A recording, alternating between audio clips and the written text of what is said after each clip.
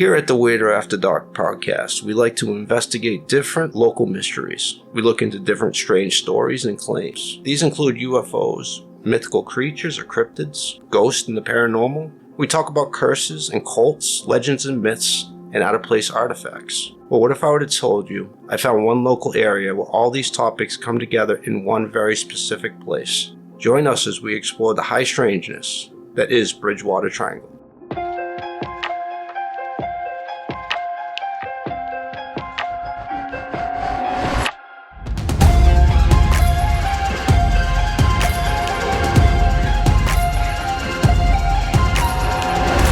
Welcome back to Weirder After Dark, the podcast we get into all things New England weird. My name is Sean, and I'm here with my two co-hosts. I'm Kathy. I'm Chris. And we have an absolutely engaging story for you here today. But before we go ahead and dive in, we just got back from a pretty cool trip to Montana. I almost said North Dakota. I was like, where am I? We did not go to North Dakota. North Dakota. I don't know where Dakota came from. Got up to Glacier National Park, got into some hiking, did some whitewater rafting. How was the time, guys? I thought it was epic. Yeah? Yeah. I've wanted to go to Montana for years, and it did not disappoint. Yeah, just so much fun. It's everything outdoors. I love that whole trip. It was a good time. Do you know what I missed the most, I think, from Montana? Versace. I miss Versace. Like, come on, we paid, well, let's just be honest with the numbers here. Far too much money. I think it was like way too much. $1,400 for a rental car. We thought we were getting there. It'd be some type of like RAV4. Yeah. No, we get there. It's a Nissan Versace. Versa. Nissan Versa that we lovingly called Versace. The best part is the car had all kinds of electrical problems.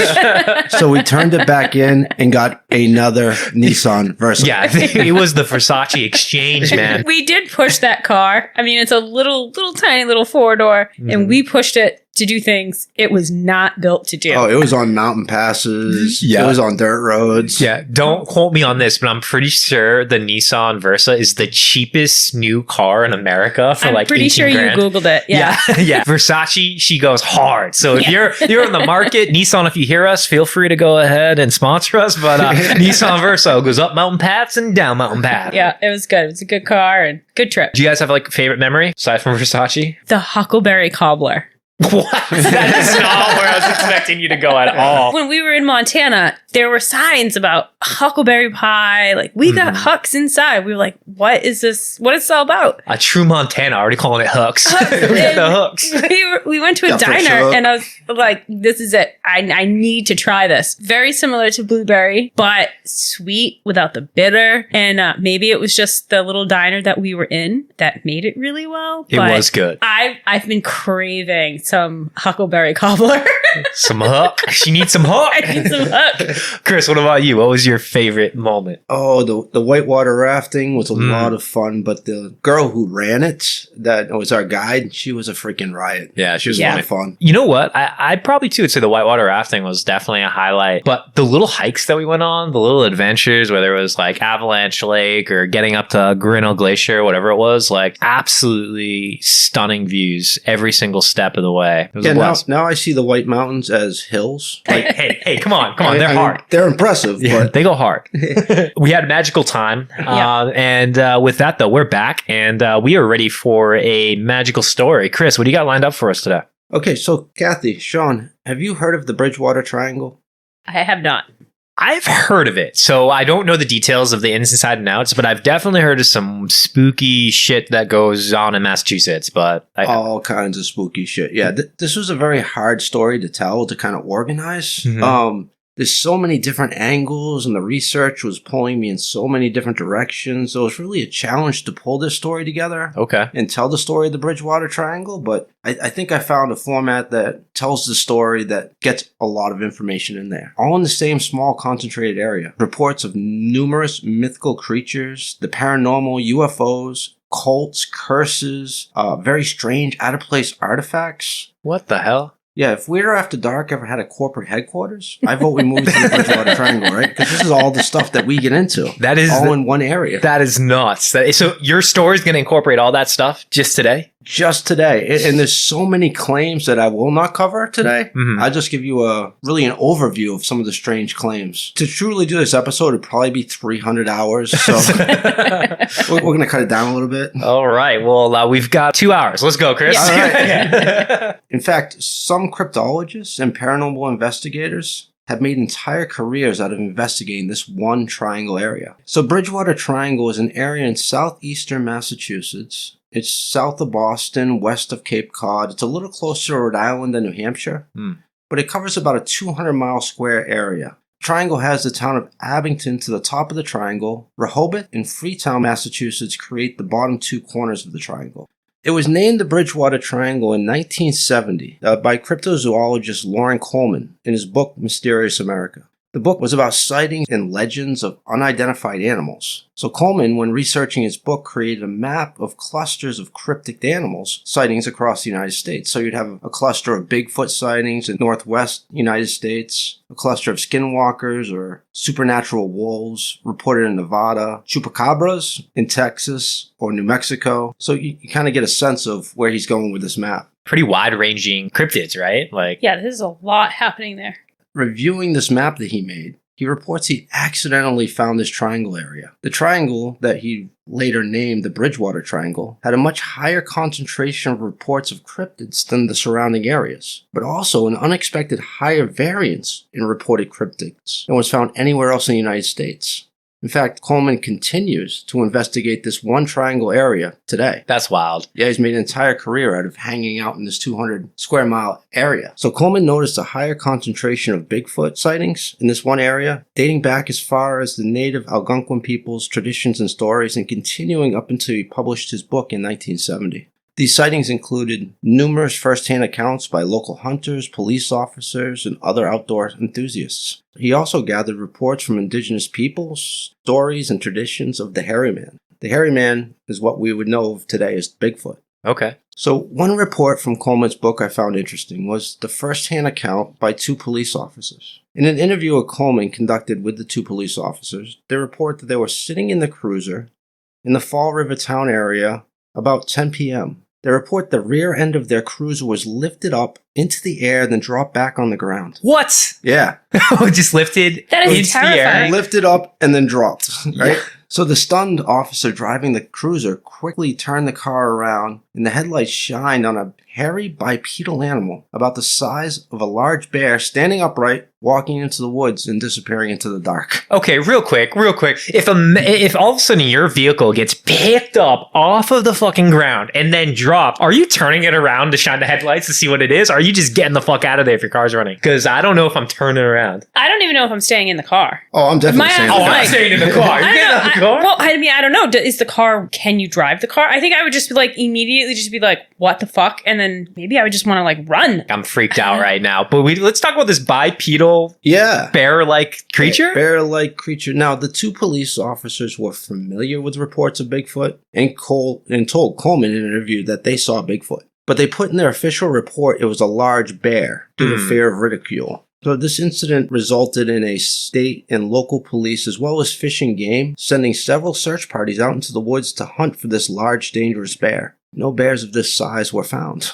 Can you find me a bear that looks like a large, hairy person that's picking up and dropping cars? I mean, hypothetically, though, bears, they do go bipedal sometimes, right? They can get up there on their back legs, but it is not picking a car up off the ground. So they're like, how does the bear, even if it goes in the trophy stance, and I'm doing the bear right now, even if it did that on the back of the car, it's not picking it up. Like maybe it's like a reverb, like push down and then it bounces up a little bit, but off the ground. The front end of the car would come up, not the back. Yeah. So something Yeah. was literally lifting it off the ground, then just dropped the thing. That's and ran wild. off. That's wild. Did the front end come off the ground too? No, just the back rear end. Yeah. Do you think it's the Bears from Clark's Trading Post? They play They've been basketball. trained, Check that out if you're not from New Hampshire, y'all. Weird stuff. So I like this report. I like this report because it's two police officers, and police officers hold more reliability for me. Mm-hmm. We can make some assumptions about their character and ability to report accurately based on their profession. Yeah. But what really makes it seem more credible to me is the fact that they lied on the police report. You know, for me, this leans credence, right? Because they were reluctant to report it as they saw it happening, meaning they weren't looking for publicity or attention. But remember, this is only one of many reported Bigfoot sightings in this area. I see where you're going. You had me drawn as like the more credible is the people who lie. Okay, Chris, we need to get you into some therapy. But I see what you're saying. Like it was back in the day, the 70s, right? People weren't reporting this stuff. And if you did say you saw weird stuff, people were probably giving you shit and like making you an outcast in society more than believing you. Like it's not as like, accepted as it is now. So I see the angle you're working. Yeah, I could see them getting let go from their job for thinking that, Bigfoot was attacking their car. I mean, I was going to say that too. I mean, it's police officers, right? During that time, that would definitely make their credibility come into question. So, like, the officer that arrested me that believes in Bigfoot, like, that would be my defense case right there. It's like, Your Honor, he got attacked by Bigfoot. Come on. So he says. Am I on drugs or is he? So, lots of sightings in this one area. But Coleman also found reports of giant 6 to 8 foot tall birds. What? Or as Native Americans called them, the Thunderbird. Thunderbird! Thunderbird. You can't say that out loud without... Yeah, you have to yell it like Thundercats. You've got to. Like, it's like Thundercats, right? Like, Thundercats! Thunderbirds! Thunderbirds! It makes me feel good.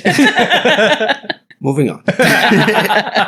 So one story was of 2 young boys, 10 and 11 years old, in 1987, who ran home to tell their parents about this 8-foot tall bird that was trying to swoop down and attack them while the boys were playing in the Hockomock Swamp area of the Triangle. So the boys' parents thought this was laughable, right? And obviously an exaggeration. And they explained to the boys that they probably saw a local bird called a crane. Sorry, 6 to 8 feet. You saw a crane. You saw a crane. Yeah, it was a crane. It was a crane. Cranes can stand 3 feet tall, and they have a wingspan of over 5 feet, if a really big crane. Okay. So I can see why that would be scary to 2 young children. They could exaggerate. Imaginations go wild. Yeah. Or, I mean, not even that they're exaggerating, but maybe they just don't have a point of reference of how big it actually was. So this was until Chief of Police Thomas Dowling made a similar claim of an 8-foot bird he described as similar to extinct pterodactyl in the same area.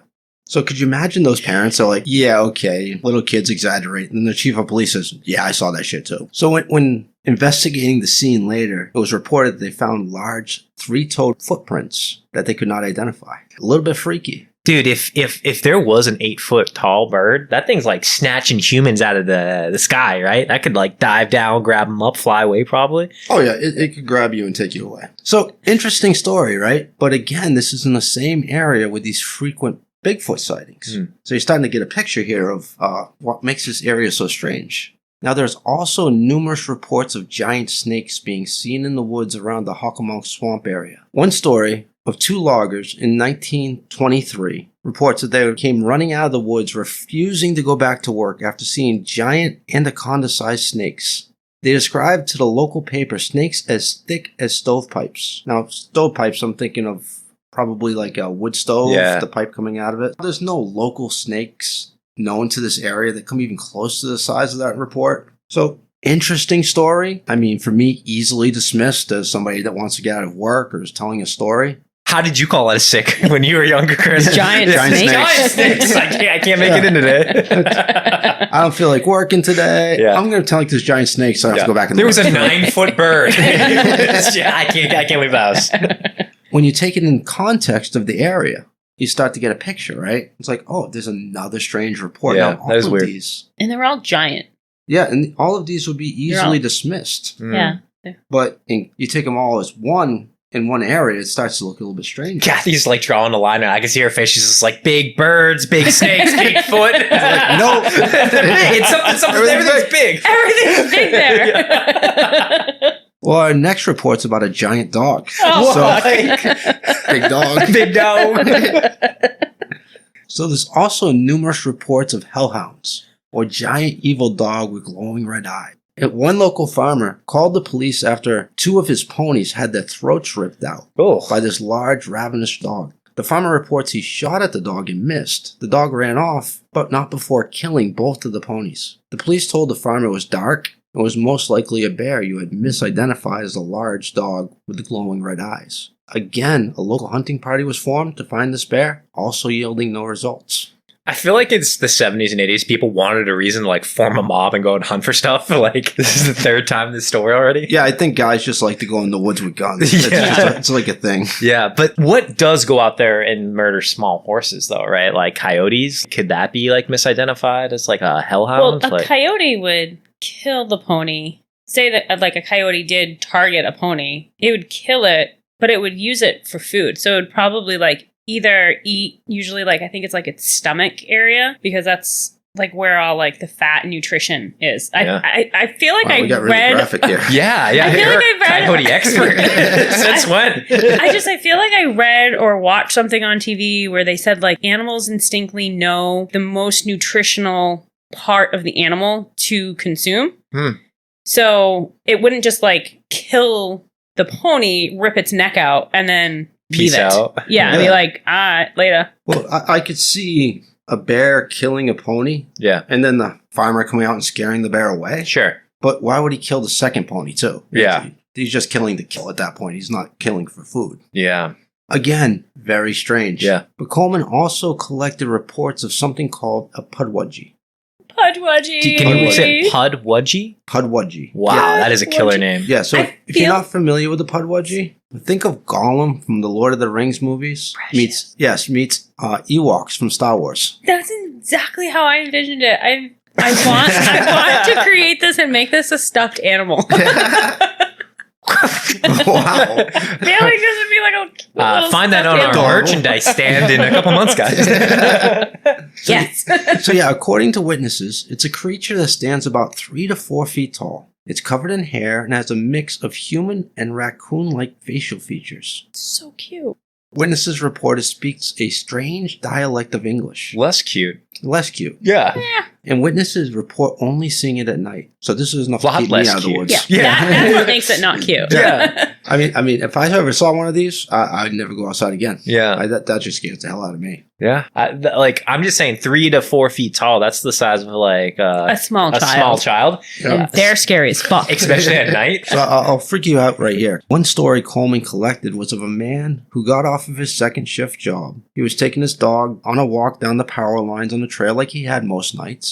He reports his dog, a 60-pound Rottweiler, so a large dog, He started whimpering and wanted to be between the man's legs. Now, this is strange behavior for this dog, according to the witness. Yeah. The man reports then seeing a creature about 6 feet away that stood about 3 to 4 feet tall. It was covered in hair. The creature was trying to talk to him. He was too scared to stay and could not make out the words, and he and his dog ran home. He told Coleman he's never been back to that area since. But after processing what he saw, he now believes the creature was saying, "Come with me," in a strange, broken dialect of English. Nope. Yep. Nope. I mean, that part just makes it creepy, right? Yeah, absolutely. No. I'd Don't never go. go down the power lines again. Don't do it. Oh, man. So all of this in the same area. Mm-hmm. There are also numerous reports of sightings of large cats, such as lions and pumas, that are not native to the area. Big cats. Big cats. Big cats. Big dogs. Big snakes. You see why we started a podcast, y'all. We are here to solve these mysteries. Now, in 1984, there was a dead leopard, not death leopard, cat. Calm down. A dead leopard found in the Triangle area that was thought to be an escaped illegal pet. This was never confirmed, but we can assume it was an illegal pet that somebody was holding on to that got out and died. Mm-hmm. This could explain some of the sightings, but the sightings continued after the discovery of dead leopard and predated the discovery of the leopard by decades, according to Coleman. So there might have been other large cats out there. So very high concentration of very diverse cryptids in this one area. We have Pudwuggies, we got Bigfoots, we got Thunderbirds, snakes, hellhounds. This begs the question, why are there so many different reports of cryptids in this one small area? It's a good question. It's a question we will try to figure out by the end of this episode. So this area also seems to be a hotspot for the paranormal as well. So Christopher Bolonzo, an author and paranormal researcher, was investigating a lot of claims in the same area when he came across Coleman's book, Mysterious America. This prompted him to put together his own map of paranormal sightings and claims. Bolonzo found the same high concentration of paranormal claims in the same triangle area that Coleman did with cryptids. Now, Bolonzo wrote in his book, Ghosts of Bridgewater Triangle, that he was investigating the paranormal in Boston, Massachusetts area where he lived, and he was not interested in southeastern Massachusetts. But with claims and reports he was finding, he had to follow the evidence. He reports he read and connected to Coleman's theory after he had already started to research the triangle area, pointing to how these two phenomenons were discovered separately. Two separate researchers, two separate results. You know what I call that? Good science, Chris. That's That is good some science. good science. Not a coincidence. Not at all. 2's not a coincidence. Nope. 3 and 4 gets weird. We'll get there. Oh, Yeah. okay. So some of what Alonzo had documented included numerous reports of phantom fires being seen in the woods around the Mount Hope area. Now, teaser, Mount Hope will play a bigger role later on in the story, so keep that in mind. So around Mount Hope, during night investigations, there are reports of seeing campfires off in the distance. But when investigators go to see who's having the fire, it will go dark, and they won't be able to find any evidence of people or that there was ever a fire there to begin with. That'd be freaky. That's a little spooky. I'm not gonna lie. Like, as I was first listening, I was like, they're just kids out there having like bonfires, Yeah. drinking. Freaking but pyros. Nope. yeah, like Go they're on. just making little fires out there. But I mean, now they're going out there and there's nothing there. That scares me more than the Bigfoot lifting up the car. Then you find yourself alone in the dark woods looking for a fire that doesn't exist. Yeah. Like, Wait, nope. so can we address this? Kathy Yes. just said there being a fire. I go to look and there's nothing there and I'm unbothered. Is scarier than a Bigfoot lifting and picking up your car that you're in? That's scarier. Yes. What? That doesn't make any sense. Because I don't know, it does. It's in my car being tossed around. I would have a rational explanation that Bigfoot just fucking tossed my car around like it was a Matchbox toy. Totally rational. Right? Totally I mean, rational, but, yeah. I mean, if it happened and I saw it, right? Like, I would have an explanation for it. But you're out in the middle of the woods, pitch black, and you're like, oh, there's a fire. I'm going to go investigate that. And then you start to go over and it's gone. I hope to catch you and Bigfoot on film one day because I don't think you're going to be cool. Anyways, moving on, Chris. I didn't say I was going to be cool. I'm just saying the woods are going to be scarier. All right. If we're ranking them, Bigfoot grabbing my car and dropping it is going above the fire I can't find. Oh my God, there's light, then there's not light. Would scare me, okay? So Belonzo also gathered numerous reports of glowing orbs in the woods. People report seeing floating balls of light about the size of a baseball. Reports describe almost playful-like movement to the light, and they often change colors as they move over the trees and over the waters of the Hockomonk Swamp. Notice how the Hockomonk Swamp is repeatedly referenced in a lot of these claims. We'll be revisiting that as well shortly. There's also reports of Native American apparitions and hearing disembodied voices speaking Algonquin dialects or native-sounding drums in the distance. When investigators try to find the origins of these sounds, they seem to disappear into the night air. So a lot of Native American connections here. During one EVP session, or electronic voice phenomenon recording, captured near Mount Hope, an investigating team recorded a loud gunshot. Now, nobody conducting the EVP session heard the gunshot in real time. They can only hear it when played back on the tape. After hearing it on the recording, they brought the recording to a gun shop. The guy working at the gun shop's best guess was this was a flintlock rifle that was commonly used in the colonial days or pre-United States.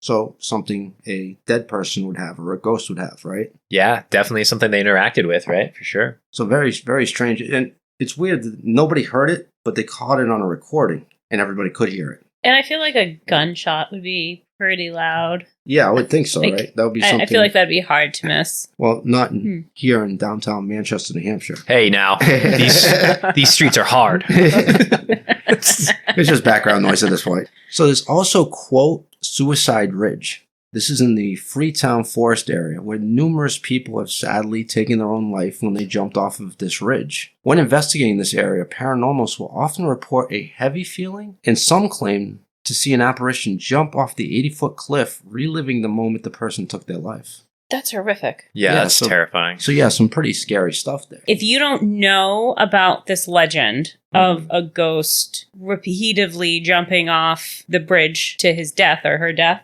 and you see that, like, how terrifying that must be to think that, like, you're witnessing someone commit suicide. Yeah. Yeah. Now, in the same area, there's also the now abandoned Taunton Psychiatric Hospital.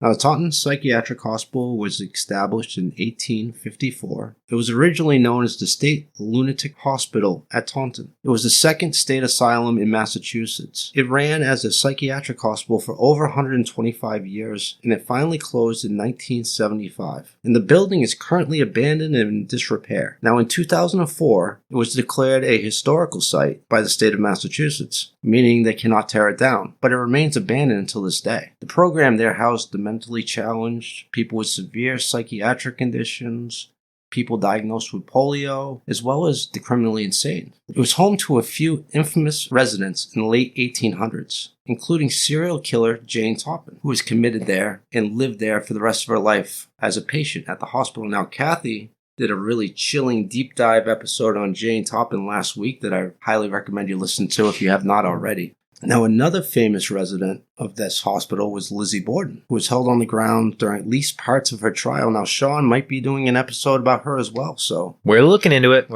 So some crossover in this episode, and we'll get a teaser out there as well. Yeah, love it. But all kinds of interesting history here. And all that's in the triangle? All of this is in the triangle, Spooky right? Shit, man. Huh. So paranormal claims in the hospital and on the grounds around the hospital, people report having heavy feelings of despair or sadness. Others claim to see apparitions or shadow people. There are claims of disembodied voices, or even people being touched, grabbed, or scratched by ghosts or spirits while investigating the grounds. I want to go there. Oof. I don't know. I'm just saying. I don't want to get scratched. No. I don't Well, want to I get don't want to get pushed. scratched. I mean, if I get scratched and that, you know what? I'll get scratched. I'll volunteer as tribute. You to get hear that, scratched. Ghost? You All hear right, that? Ghost. Yeah. I mean, don't attach to me. You can't come home with me. Just make sure you take a picture of it for the website. Yeah. That'll be on Instagram. And there's also the legend of the red-headed hitchhiker. This is a local legend of a red-headed man with an unkempt red beard seen hitchhiking in and around the Freetown Forest area of Massachusetts. Local legend reports of people stopping to pick up this red-headed hitchhiker, looking away from the stranger to pull back on the road. When they turn back to the stranger who just got in the car, he is gone.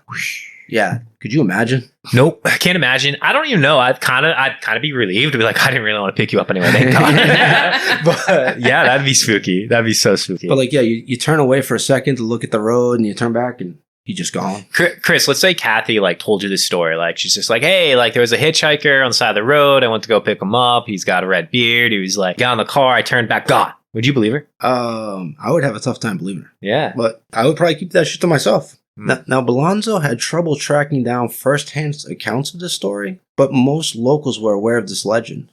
In fact, local myth claims if you pull over at midnight on Route 42 and flash your headlights 3 times, the red-headed hitchhiker will appear. So strange story, local legends, very well known, but again, in the same area. That's creepy. So yeah, lots of cryptids, lots of paranormal sightings.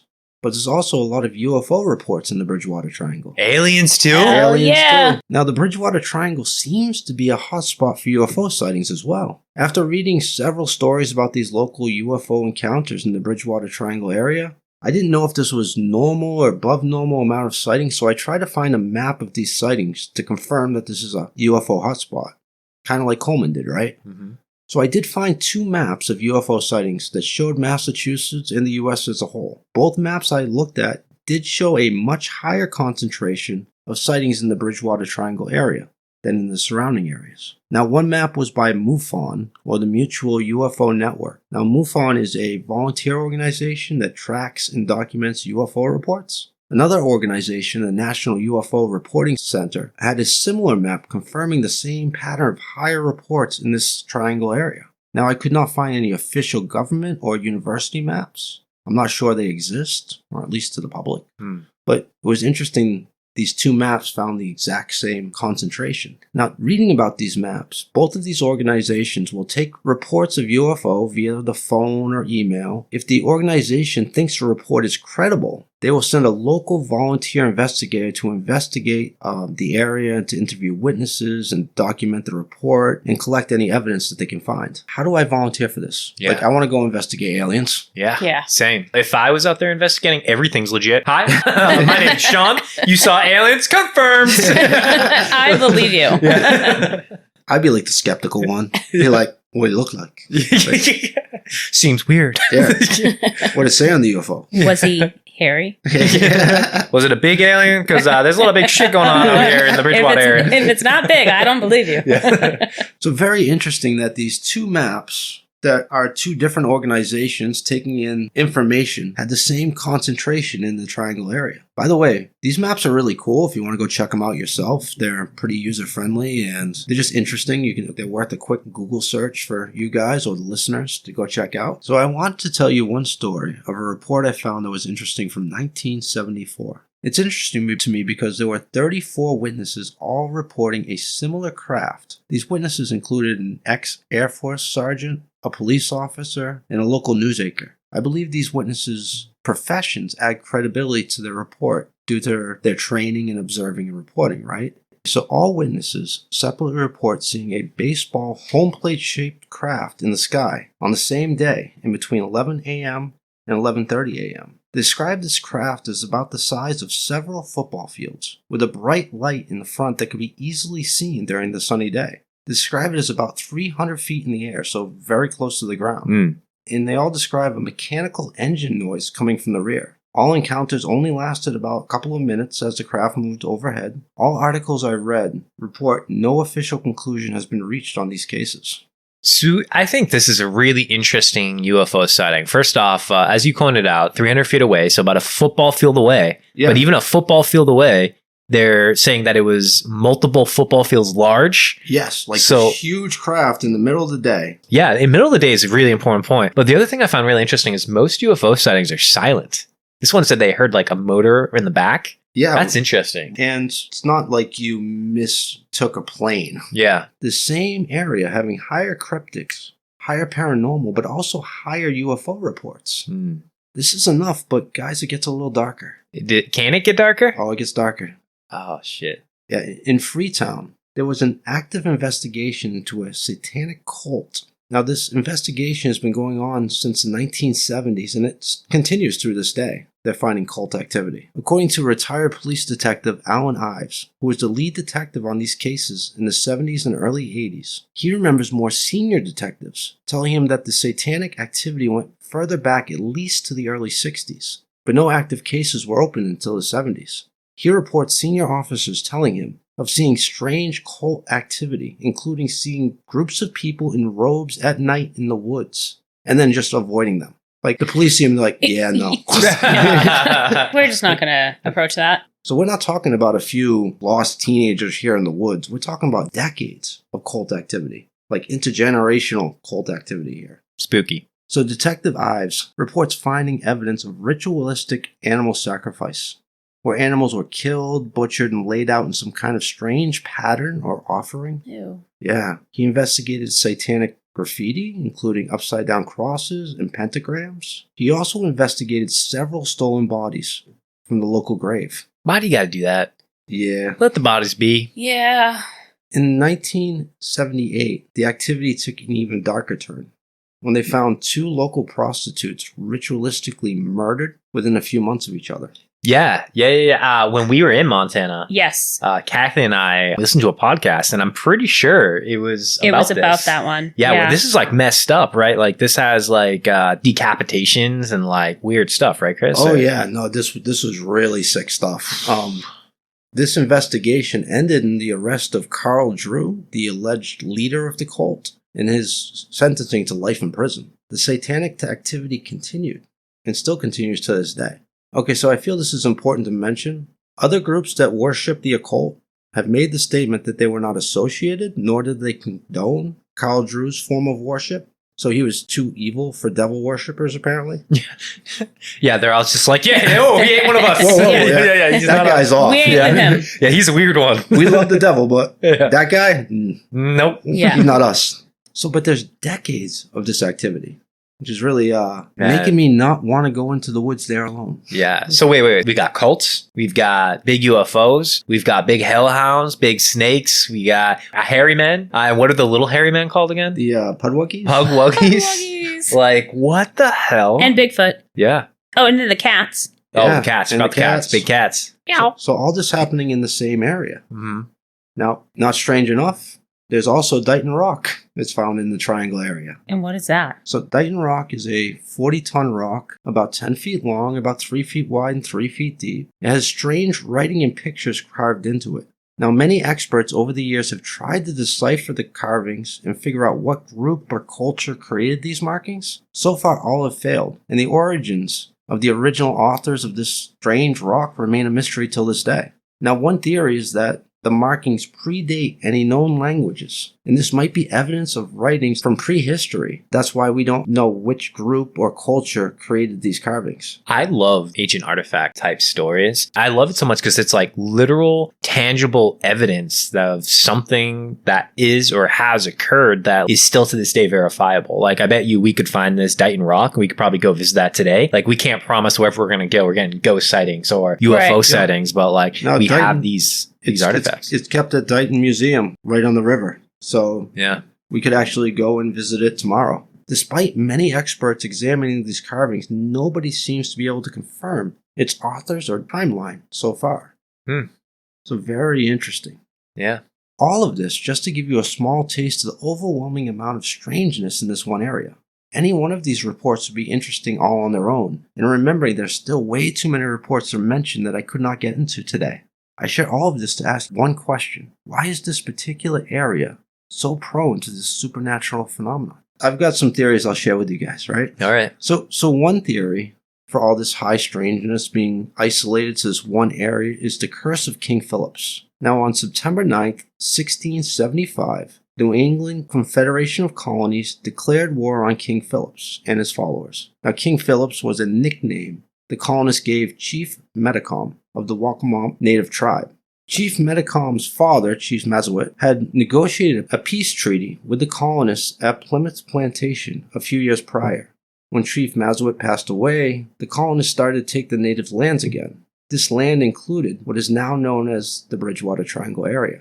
Chief Metacom, the son, and his followers started to push back on the colonists, and this resulted in King Philip's War. The war that ensued was the most deadly war per capita in American history. 5% of the local population was killed in this short but incredibly violent war. It was estimated that 500 colonists and over 3,000 Native Americans died in this conflict. One particularly violent battle took place in the Hockomonk Swamp. This area was sacred ground and a burial site for the natives. Hockomonk literally translates to the place where spirits dwell. The English soldier, John Adelman, shot and killed Chief Metacom on August 20th, 1676, at Mount Hope. Mount Hope. Mount Hope comes back. It's back, baby. But being killed in battle was not enough. Chief Metacom was then hung, beheaded, drawn and quartered. Damn. Then his head was placed on a spike and displayed at Plymouth Colony for the next 20 years. What? So yeah, they hated this dude. Yeah, what the hell? 20 years? It's basically just like a skull dangling there. Yeah, I mean, at that point, it must be. Kids are like walking to school and they're like, "Hey, Chief!" Like what? That is sick. Americans are fucked up. That is vicious. Yeah, that is pretty vicious. It's like, we're not just going to take your land. Yeah, they're sending a message. Yeah, yeah, right. For sure. So Chief Metacom's death effectively ended the war, although clashes continued throughout New England until the Treaty of Casco was signed in 1676. So legend says Chief Metacom, sensing the end was near, cursed the land instead of allowing it to be taken by his enemies. So fuck yeah, good for him. Curse, right? I love a good curse. Yeah, I mean, if powerful energies or emotions can remain and continue to affect an area, like some paranormalists believe, well, this would be a prime place to see the remnants of that powerful emotion. There was so much loss and grief and anger that if these energies could somehow hold on to the land through a curse or energetic memory, if you will, I could see why this area would be teeming with that energy. I'm agreeing. Yeah. I don't know if I believe in curses, but I could see why people could believe in it. Well, I mean, yeah, if you're going to believe in any curse, I feel like this is the curse to believe in, right? Because pretty violent death. Yeah. Yeah, not just his death, just the amount of loss in a short period of time on both sides. Yeah. Another theory is about water. The Hockomonk Swamp area is the biggest swamp in Massachusetts. In fact, it carries most of the drinking water for the towns in and surrounding the Bridgewater Triangle. This entire area is fed by 3 separate underground water tables and creates the entire Taunton River system. One theory is that water carries paranormal energy. Some paranormal investigators claim apparitions somehow are connected to or use the energy of water to materialize. I don't know. Me personally, this theory don't hold water. Ooh.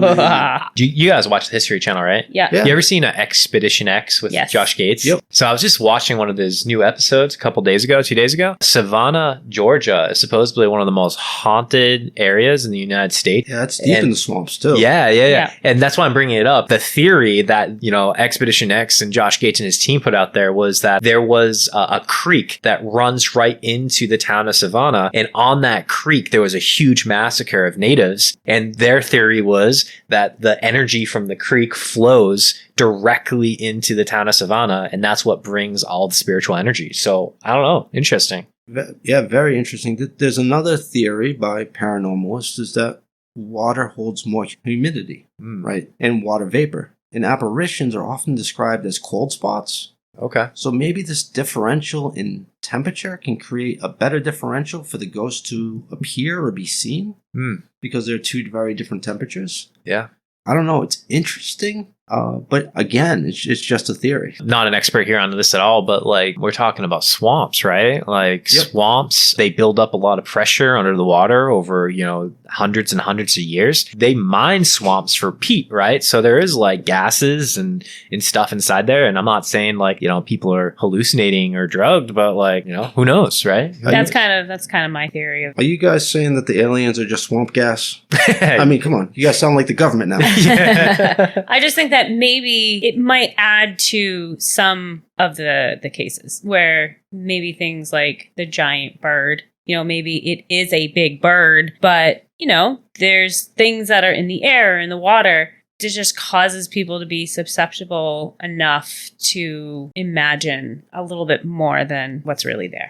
Yeah. That's interesting. Almost like a gas let off by the swamp is having almost hallucinogen effects on certain people. Maybe. And I also think, too, that if you put the idea in someone's head, well, if you're in this area, weird and freaky things are going to happen to you. And if you tell someone or a group of people that enough, You manifest it. yeah, you kind of create that situation. So in a way, they're kind of creating their own hysteria. I got one more theory, but then I want to talk about exactly what you just said. So another theory includes the satanic cult activity that goes as far back as the 60s and possibly longer. Was the cult drawn there by these dark paranormal energies that already existed in the area? Or could the dark practices of the cult somehow welcome or allow a dark energy to be released? Some paranormal investigators claim that you can summon spirits or even demons through satanic rituals. They report there's a thin veil between our world and spirit world, and some can traverse this veil using prayer or ritual. If this were true, this could explain some of the paranormal activity you start to see in the Triangle area. So maybe the cult is somehow responsible for, or maybe drawn to this area because the dark energy was already there. I don't really know much about it except for the fact that there was during that time period, there was this mass hysteria that people thought my kids are listening to metal music, so they're worshiping the devil. And literally, if you wore black and you listened to a certain type of music, or if you were a guy and you grew your hair a little bit longer, people just immediately jumped to, you're in a cult, you're worshiping the devil, you're sacrificing small children, and everything that they couldn't explain, they would almost use that as an excuse. Yeah, I think when we see something we can't explain, we want to blame somebody, right? So we see this unimaginably violent things go on in the world around us. We're like, oh, we want to call it a cult. We want to call it evil. We want to call it the devil. I do like the idea, though, of are all these events drawn to this area for some specific type of energy that's pulling them in? That's a spooky vibe, right? Was the cult drawn there because there was something evil? Or the cult released something evil? Big evil things. Big evil stuff. Yeah. Big evil things. So my last theory, and probably my least fun theory, but since the release of the book Mysterious America, people are aware of, if not travel to the Bridgewater Triangle looking for a paranormal experience. If you put the suggestion of, or even hope of a strange experience into people's minds, can they take otherwise ordinary events and with imagination running wild truly see a mix of fact and imagination? Meaning, can a bear become Bigfoot? Can a light from the moon become a dancing orb? Creak of a tree become a Native American dialect? If we are open to it, it has been studied and well verified that many different experiments have concluded that with lack of sufficient information, the mind will fill in the blanks with whatever it expects to see, completing the picture. So at some level, is that what's going on here? In short, is the simple fact of being open to strange experiences enough to create an increase in what people think are legitimate sightings? And can these sightings continue to bring more people to this area, creating this snowball effect of people seeing strange things? It's an interesting take on it, and where Kathy was going before. I mean, I definitely think people manifest and create things. You've got to be open to it, right? I think even if we think about some of like the ghost hunts that we've been on in the past, right, together, they're like, who believes in ghosts? Immediate hand goes up into the air, and they're like, every one of them has a million stories to why they believe in ghosts and the things that they've seen. And then you have like Chris and I, who are like a little more skeptical about it, and are like, we are looking for reasons why it's probably not. Other types of people are looking for reasons why it is, right? So it is interesting. Well, yeah, that's the strange orb in the woods, and like, oh yeah, there's somebody out there with a flashlight. I just saw it once. Yeah. Couldn't be a ghost. Yeah. Well, when somebody who believes like, oh my God, that was an orb, that was a ghost. Yeah. Couldn't be a man with a flashlight. Yeah. It is interesting how our mindset, our perception, the reality that we believe in can really manifest and change our perception of the world around us. So yeah. When we first moved to our house, we're surrounded by woods where it's super quiet. And I was outside and I heard noise and I was like, oh my God, it's a bear. Something huge is in the woods. And I was terrified. And I was like, I kind of like froze. It was a little chipmunk. Literally came fucking hopping out of the woods. And I was like, God damn it. But my mind instantly took the noise that I was hearing because I was alone. I didn't know what was out in the woods. And my mind created something way worse than it actually was. Yep. So you guys have heard the saying, I'll believe it when I see it? Yeah. Mm-hmm. I think we have that backwards. I think we'll see it when we believe it. Ooh. So yeah, after this investigation, I can only theorize and lay out the reports. I can't say with any certainty what's happening in the Bridgewater Triangle area. The only thing I am certain of is the fact that I want to go see this place myself. Yeah. The Haunted Swamp, the Town Forest, Mount Hope, the Lunatic Asylum, Suicide Ridge. Any of the above. Yeah. But being sufficiently scared now, I want both of you guys to come with me. Because I'm not going alone. We're there for you, Chris. Yeah. We're there for you. It's a group effort. It's actually kind of cool, though, thinking like pretty much any story that we probably, not any, but a lot of the stories we're going to go investigate in Massachusetts might very well just happen to fall inside that general area. Yeah, so, I think we should move there. Yeah, I'm out. All right, Chris, thank you so much for that tale in the Bridgewater Triangle. And gang, with that, what we want to do is just give a quick shout out that you can find more information about the Bridgewater Triangle and some images from today's episode on our Instagram at Weirder After Dark. And not just there, feel free to reach out to us and connect with us as well as any other listeners by visiting one of our new communities that we've created. You can find a Facebook page, Weirder After Dark, or find us on Reddit, also Weirder After Dark. And lastly, a reminder that we are always on the lookout for some local, creepy, strange, weird listener tales. So if you have anything that has happened to you in New England, feel free to go ahead and send that out to us for one of our future listener tales episodes. And that can be sent to TheGang at weirderafterdark.com. And with that, as always, it gets a little weirder after dark. Bye, y'all. Thank you. Bye.